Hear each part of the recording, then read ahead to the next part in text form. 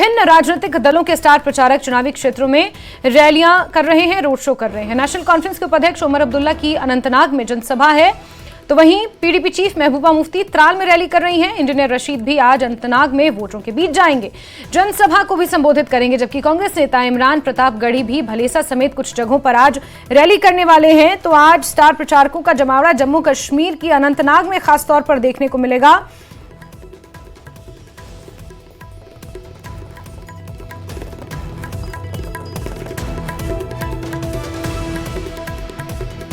त्राल में जहां महबूबा मुफ्ती मौजूद रहेंगी, तो वहीं अनंतनाग में आज उमर अब्दुल्ला मौजूद रहेंगे। इंजीनियर रशीद भी आज अनंतनाग में नजर आएंगे। स्टार प्रचारकों का आज जमावड़ा रहने वाला है और अपने अपने उम्मीदवारों के लिए हर एक नेता प्रचार करता हुआ आज नजर आएगा।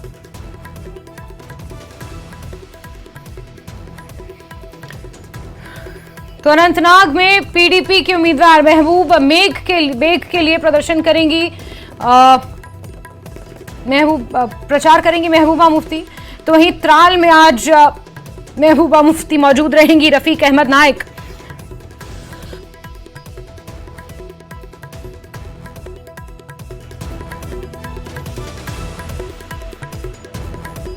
नाइक त्राल से पीडीपी के उम्मीदवार हैं, उनके लिए प्रचार आज करने वाली हैं महबूबा मुफ्ती। तो वहीं उमर अब्दुल्ला भी आज अपने उम्मीदवार के लिए प्रचार करते हुए नजर आएंगे।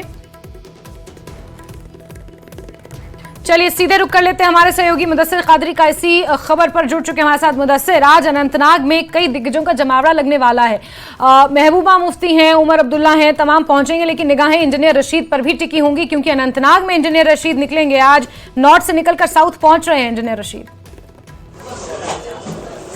बिल्कुल जास्मिन, आपका कहना सही है कि नॉर्थ से निकलकर आज इंजीनियर रशीद जो है वो साउथ कश्मीर में डेब्यू करेंगे अपनी स्पीच का। और इलेक्शन कैंपेनिंग के दौरान ये उनका पहला जलसा होगा साउथ कश्मीर की, अगर हम बात करेंगे। और जहां तक देखा जा रहा है कि नॉर्थ में जिस तरह से उन्होंने एक बेस क्रिएट की है, अब ये देखने वाली बात होगी कि साउथ कश्मीर में किस तरह से इंजीनियर रशीद कामयाब होंगे अपनी बेस को मुस्तकम करने में। हालांकि कम ही वक्त बचा है, चुनाव में काउंटडाउन शुरू हो गया है और 18 जो सितंबर नजदीक तारीख आने वाली है, तो उस दिन चुनाव का पहला फेज होने वाला है। और पहले फेज के तहत ही साउथ कश्मीर के ये डिस्ट्रिक्ट जो है वो पोलिंग के लिए जा रहे हैं और इसके साथ साथ चिनाब रीजन के जो डिस्ट्रिक्ट्स है वहां पर जो है लोग मतदान करेंगे। तो इस हवाले से बिल्कुल गहमा गहमी दिख रही है। और जहां आज इंजीनियर रशीद आएंगे वही महबूबा मुफ्ती भी साउथ कश्मीर में ही है। और इसके अलावा जो उमर अब्दुल्ला है वो उनका 3 जगहों पर, कुलगाम और अनंतनाग वेस्ट और अनंतनाग ईस्ट में वो जो दिवसर है कुलगाम का, वहां पर भी वो लोगों से खिताब करेंगे। और इसके अलावा गुलाम नबी आजाद भी 2 जगहों पर, 3 जगहों पर वो भी जो है लोगों से खिताब करेंगे। तो कुल मिलाकर काफी जोश देखा जा रहा है। और हम इस वक्त बिल्कुल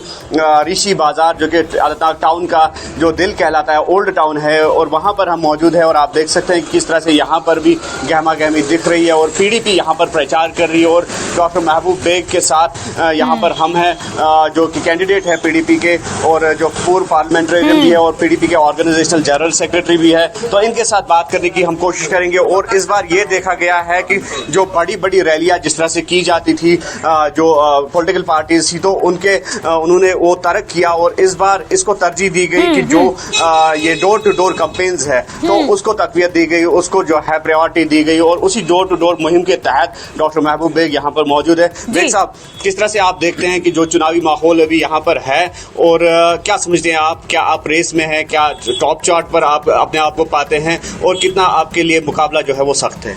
देखिए, मुझे जो भरोसा था उससे ज़्यादा एहतराम और इज़्ज़त कस्बे के लोगों ने दी है। जहाँ भी मैं गया, 2-3 दिनों से मैं जा रहा हूँ, मुझे इतना भरोसा नहीं था कि इतना एहतराम और इतनी इज़्ज़त मुझे हर जगह तकरीबन मिलेगी। हर जगह मैं इनका बेहद शुक्रगुजार हूँ क्योंकि इन्होंने न सिर्फ मेरी परफॉर्मेंस देखी है जब मैंने बेकारी बेरोज़गारी टैकल की, बल्कि मेरी पार्टी पीडीपी को लेके पूरा साउथ कश्मीर जो है वो देख रहा है कि यूनिवर्सिटी कैंपस अब अनंतनाग में है, मेडिकल कॉलेज अब अनंतनाग में है, ऑल इंडिया मेडिकल इंस्टीट्यूट अब पुरानी डिस्ट्रिक्ट अनंतनाग में है जो पहलगाम से पांपोर तक था और कपरन वेरीनाग से शोपियान में था। और अवंतीपोरा यूनिवर्सिटी जो पता नहीं कहाँ के लिए रखी गई थी वो भी यहाँ है। लेकिन कुछ देर बाद जो है इंजीनियर रशीद यहाँ पे आने वाले हैं, क्या आपको लगता है कि उससे जो यहाँ की जो पार्टीज है जिन्होंने अपनी बेस की है तो उस साख्त को असर पड़ सकता है? आप वहाँ जाके देख लीजिए, मैं आपको यकीन दिला सकता हूँ वहाँ अनंतनाग के लोग शायद ही नजर आएंगे। और जो भी, मैं आपको पूरे यकीन के साथ कह सकता हूँ, आप जाके चेक कर लीजिए, जो भी वहाँ होंगे वो उनके साथ होंगे जो उन्होंने अपने कुपवारा और पता नहीं कहाँ लंगेट से लाए होंगे। आप वहाँ चेक कर लीजिए और मुझे पूरा भरोसा है अनंतनाग जिला, अनंतनाग कस्बा के लोग बिल्कुल वहाँ नहीं होंगे, क्योंकि ये जानते हैं कि कौन क्या है और इनको भरोसा है और इन्होंने परफॉर्मेंस देख ली है। ये सिर्फ पीडीपी के हक में कलम दवात पे बटन दबा के कलम दवात। लेकिन बेग साहब, जिस इलाके में आप अभी हैं तो हमने भी काफी बार इस इलाके को कवर किया है, सुर्खियों में रहा ये इलाका, वो स्टोन पेल्टिंग की वजह से था। लेकिन आज आप खुलेआम घूम रहे हैं, क्या आपको लगता है कि जो स्थिति है, जो हालात है, उसमें नुमाया जो है बेहतरी आई है? देखिए, ये law and order situation under control है, मगर क्या ये अमन है जिसको हम दायमी अमन समझते हैं? ये दायमी अमन नहीं है। दायमी अमन कैसे कायम होगा? वो मुफ्ती साहब जब चीफ मिनिस्टर थे और अटल बिहारी वाजपेयी जब प्राइम मिनिस्टर थे, उन्होंने दिखाया कि हम दायमी अमन कैसे कश्मीर में कायम कर सकते हैं। मुझे उम्मीद है कि ये जो आजकल गवर्नमेंट में है ये सीखेंगे उनसे कि कैसे दायमी अमन लाया जा सकता है। लॉ एंड ऑर्डर कंट्रोल में है, ये सफोकेशन की वजह से है, ये हमारे नौजवानों को जेलों में बंद किया है, उनको कैद में रखा गया है। ये अमन नहीं है। अमन, असली दायमी अमन तब हासिल होगा जब कश्मीर के मसले का हल निकल आए। शुक्रिया। तो जासिम, मैं आपको बता दूं कि ये डॉक्टर महबूब बेग हैं जो पीडीपी के, जो जिस तरह से हमने कहा कि ये कैंडिडेट हैं और यकीनी तौर पर जो रेस है कैंडिडेट्स की, तो उसमें भी ये उस चार्ट में है जो मजबूत एक दावेदार समझे जाते हैं इस सीट के। और इसके अलावा जो पीर मंसूर है, हिलाल अहमद शाह है, या फिर कोalition जो इतिहाद हुआ है एनसी कांग्रेस का, उनके जो कैंडिडेट है पीरजादा मोहम्मद सईद। तो इस तरह से चारकोनी मुकाबला लग रहा है इस अनंतनाग की सीट पे। हालांकि जिस तरह से हमने पहले भी कहा कि इस सीट में कम जो वोटरान है उसकी तादाद कम कर दी गई है डिलिमिटेशन के बाद। लगभग 66,000 के करीब जो वोटरान है वो यहाँ पर मौजूद है। लेकिन जो इस सीट की साख्त है, क्योंकि ये अनंतनाग मेन है और ये सीट जो है अपने आप में बड़ी अहमियत रखती है, और इसका जो असर है जो यहाँ पर काबिज होगा इस सीट पर, जिसके जोली में ये सीट जाएगी, तो यकीनी तौर पर उसका एक असर पड़ेगा जो आने वाली जो पॉलिटिकल सरगर्मियां होगी, जम्मू कश्मीर का जो पॉलिटिकल कोर्स होगा। तो ये सीट बिल्कुल मुदस्सिर, इसमें कोई दो राय नहीं है कि अनंतनाग का अगर जिक्र कर लिया जाए तो किसी एक समय में पीडीपी का गढ़ अनंतनाग माना जाता था, और लेकिन 2024 के लोकसभा चुनावों के बाद पीडीपी किस कदर सिमट गई ये भी सबने देखा। ऐसे में पीडीपी के लिए ये मुकाबला कितना कड़ा माना जा रहा है, क्योंकि त्राल में अगर बात करें तो महबूबा मुफ्ती आज त्राल में भी मौजूद रहने वाली है, जहां पर रफीक अहमद नाइक जो पीडीपी के उम्मीदवार है उनके लिए प्रचार करती हुई नजर आएंगे, और उमर अब्दुल्ला भी आज अनंतनाग में मौजूद रहेंगे। पीडीपी के लिए कितना बड़ा ये मुकाबला रह सकता है मुदस्सिर, क्योंकि चैलेंज सबसे ज्यादा उन्हीं के पास है?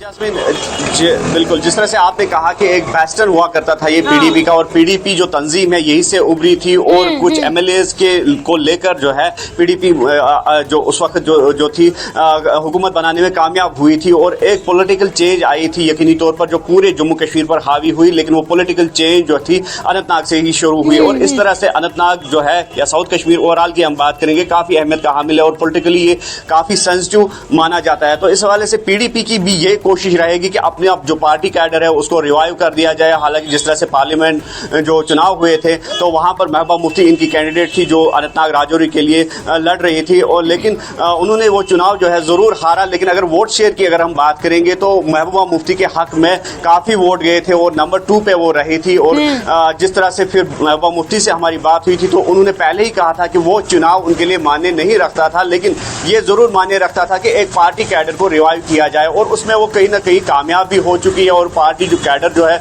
उसको जरूर तकवीयत मिली है, उसमें नई जान जो है वो आ गई है। लेकिन जो आइडेंटिटी क्राइसिस है, जिस तरह से लीडरान चले गए थे इस पार्टी से, और उसके बाद आइडेंटिटी क्राइसिस से जूझ रही है ये पार्टी, क्योंकि फेसेस जो थे वो जो अलग हो गए थे पार्टी से, और उसके बिना पर जो थे इनको वो मजबूत दावेदारी हासिल नहीं हो पाई है। जिस तरह से असेंबली सेगमेंट्स की अगर हम बात करेंगे, जहाँ तक महबूब बेग का ताल्लुक है तो फॉर्मर पार्लियामेंटेरियन है, इनकी अच्छी खासी जो है पॉलिटिकल साख्त है तो इस बिना पर वो इस सीट को क्लेम कर सकते हैं। लेकिन जो दीगर सीटें हैं, जिस तरह से त्राल का आपने जिक्र किया या फिर अनंतनाग ईस्ट, वहां पर भी अब्दुर्रहमान वीरी जो है वो लड़ रहे हैं। लेकिन साथ ही मुदस्सिर, इस बार के चुनाव में एक पहलू ये भी महत्वपूर्ण है, क्योंकि हालांकि जमात के लोग खुले तौर पर जमात इस्लामी के कैंडिडेट के तौर पर नहीं, लेकिन इंडिपेंडेंट कैंडिडेट के तौर पर लड़ रहे हैं। लेकिन कहीं ना कहीं जमात इस्लामी का एक कैडर ऐसा था जो पीडीपी के साथ, कभी अगर इतिहास देखें तो पीडीपी के साथ उनका जुड़ाव या पीडीपी के साथ उनका समर्थन हमेशा रहता था।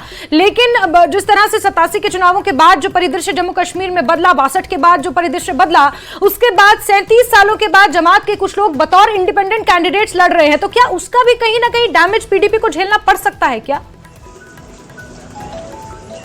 बिल्कुल जास्मीन, आपका कहना सही है कि जो पीडीपी है, पीडीपी को हमेशा अपोजिशन पे इल्जाम लगाया कि उन्होंने जो सेपरेटिस्ट वोट बैंक है या फिर जमात इस्लामी का वोट बैंक है उसको कहीं ना कहीं यूज किया है, और उस बिना पर जो है पीडीपी को अच्छा खासा एक सपोर्ट मिलता था, चाहे कोलगाम एरियाज की बात करेंगे या शोपियां या फिर पुलवामा एरियाज की बात करेंगे। तो अब जब जमात इस्लामी के जो कैंडिडेट्स हैं वो बतौर आजाद उम्मीदवार मैदान में हैं, जैसे वहीद परा की अगर हम बात करेंगे तो एक मजबूत कंटेंडर माने जाते हैं, मजबूत दावेदार माने जाते हैं पीडीपी के। लेकिन कहीं ना कहीं जब उनके मुकाबले में जमात इस्लामी का कैंडिडेट उठा है या फिर कोलगाम या फिर दीगर जगहों की अगर हम बात करेंगे दिलसर में, तो वहां पर जो जमात इस्लामी के जो कैंडिडेट्स उठे हैं तो यकीनी तौर पर वो वोट को डिवाइड करेंगे। और जिस तरह से माना जाता था कि पीडीपी ने हमेशा वकालत की है जमात इस्लामी पर पाबंदी हटाने की, जब जमात इस्लामी पर बैन लगाई गई तो उस वक्त भी पीडीपी सदर जो है वो सामने आई और उन्होंने उस बैन का विरोध किया था। और इसके अलावा जो पाकिस्तान के साथ अगर हम बातचीत या मुज़ाकरात की हम बात करेंगे तो उसकी हमेशा पीडीपी ने वकालत की है, और सेपरेटिस्ट ऑर्गेनाइजेशंस के साथ बातचीत करने के लिए भी दबाव डाला गया था जब पीडीपी और बीजेपी कोalition में थी। तो कहीं ना कहीं फिर उंगलियां उठ गई पीडीपी की जानिब से कि वो वकालत कर रही है जो सेपरेटिस्ट ऑर्गेनाइजेशंस है या जमात इस्लामी की। तो समझा ये जाता था कि जो हिडन वोट है जमात इस्लामी का तो वो उनके हक में जाता था। तो इस बार अब खुले तौर पर जमात इस्लामी के जो उम्मीदवार हैं वो मैदान में आ रहे हैं बतौर इंडिपेंडेंट कैंडिडेट्स। तो यकीनी तौर पर इसका जो खमियाजा है, इसका जो नुकसान है, पीडीपी जमात को ही उठाना पड़ेगा। बिल्कुल मुदस्सिर, और ये कुछ ऐसे फैक्टर्स हैं राजनीति के जम्मू कश्मीर की, खास तौर पर अगर घाटी की राजनीति की बात करें, जिन्हें इग्नोर नहीं किया जा सकता, खास तौर पर विधानसभा के चुनावों में।